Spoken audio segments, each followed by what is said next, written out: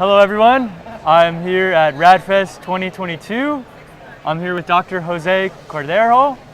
Dr. Jose Cordeiro is the Vice President of Humanity Plus. Yeah, really appreciate you taking the time today. This is our What is Aging webinar where we discuss what aging is, why we age, and how we age, and how to reverse it and how to stop it. So how's your day going so far, Jose? Very good. This is a fantastic event. Almost 1,000 people here in San Diego, which is one of the biotech centers of the USA and the world. So fantastic event. Very nice, very nice. And what are your thoughts on those topics? Like, why do we age? How do we age? How do we reverse it? What is kind of your thoughts on it? Well, I am an engineer from MIT, and engineers look at problems and how to solve them. And I think aging is a technical problem, and it will have a technical solution. We have discovered that there are some cells that do not age, that stop aging, like cancer cells, which are bad, or good cells that do not age, like germ cells, which are the best and the most important cells because those are the ones for reproduction. So we have cells that do not age. We have some organisms that do not age, like the immortal jellyfish and some hydras and some medusas. So we have a lot of knowledge that there is aging and not aging in nature, and we just need to discover the processes. Right. Yeah, looking at other organisms, like that's literally the proof right there that things cannot age. Organisms can completely reverse their aging process. Absolutely, and I like to say that the proof that immortality is possible is that it already exists in nature. Right. Cancer cells stop aging, and I love cancer because it's a very interesting disease that discovered how not to age. Cancer cells are considered biologically immortal, and cancer cells did not spend billions of dollars on not aging, and they didn't even go to university, you know? And we have gone to university, and we are putting lots of money to cure aging. So this is a technical problem. It will have a technical solution in the next decade. We will cure cancer. Nice, okay. And so do you think that our cells, in order to make them immortal, they would be obviously not cancerous, but they would be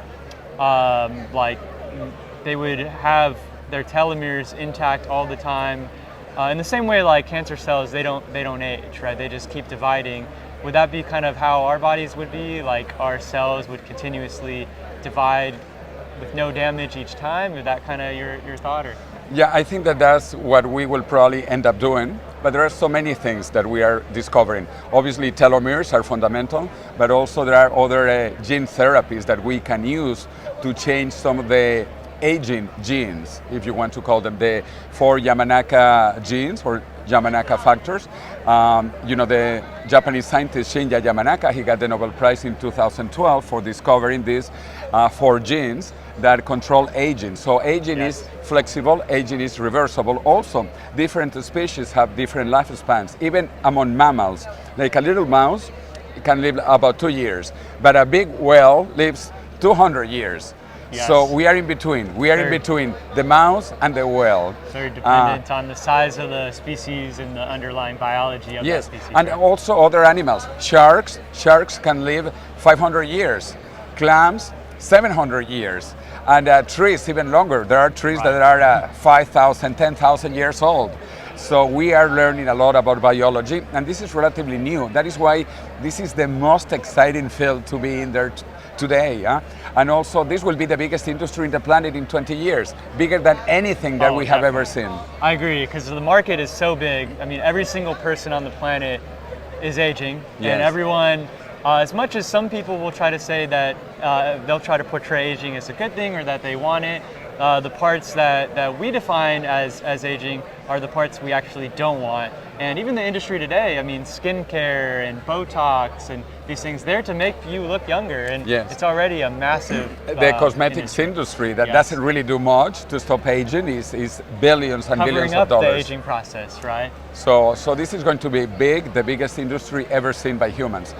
In the year 2000, the biggest industries, companies were the energy companies, Exxon, Shell, BP, and so on. Today, the biggest companies are technology companies, Amazon, Apple, Google, Microsoft, and all these companies know that the future is in biotechnology and longevity, so they are moving into that area. Absolutely. And it's going to be literally trillions of dollars in market value. I think that I think we're gonna see the Google of aging at some point, and it's going to be interesting to see how that pans out. Absolutely. It could be Google itself. Google is working on it because too, they right? created Calico, Yes, California yes. Life Company, or Altos Labs. Altos Lab, another big which comes out of Amazon. Right. So, and then Microsoft is investing in health technologies. Apple, actually, Tim Cook, Yes. the CEO of Apple, said that Apple will be remembered by what they will do in health.